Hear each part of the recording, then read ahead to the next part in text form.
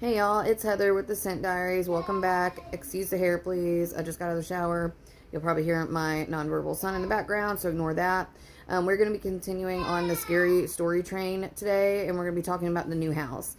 So we moved from Springfield to Ashland City, and my dad still lives there. It's a large property with a lot of trees. It's like 40 acres or something of like woods and ridges.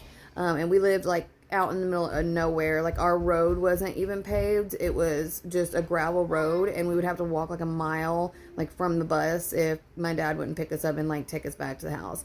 So we would, explore in these woods all the time. This time was particularly scary because I was by myself when it happened.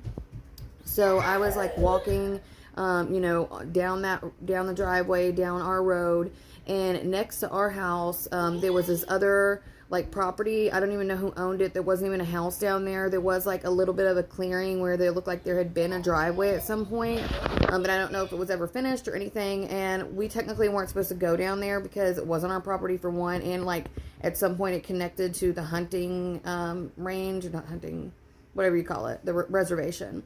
So we really weren't supposed to go down there, but kids were bored, we were just doing whatever to get kicks. So I went walking down there one day, just decided to. I had never really been down there before.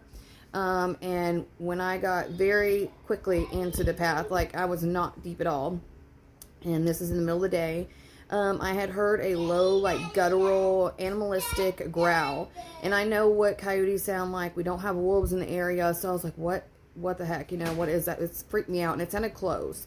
But I guess it just like gaslit myself into thinking that I just was hearing things, or like I just made it up. I don't even know. But I chose to ignore it like an idiot, and I kept walking. Only took a couple more steps, and I heard it so much deeper, so much closer and louder. And what really freaked me out was because I was somewhat in a clearing, like there were trees, but there was not much underbrush, and the trees were somewhat like spread out.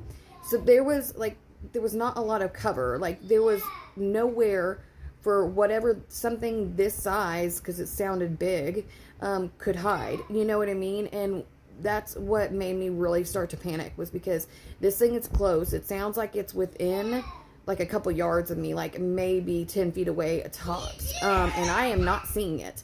There is nothing there. But I'm hearing this guttural, like, get out kind of growl. It didn't say anything, but it was like, that's the impression I was getting. So I didn't ask any questions from there. I took off running, and I never went down that way ever again the whole time we lived there. So yeah, I'll be back with more whenever I can.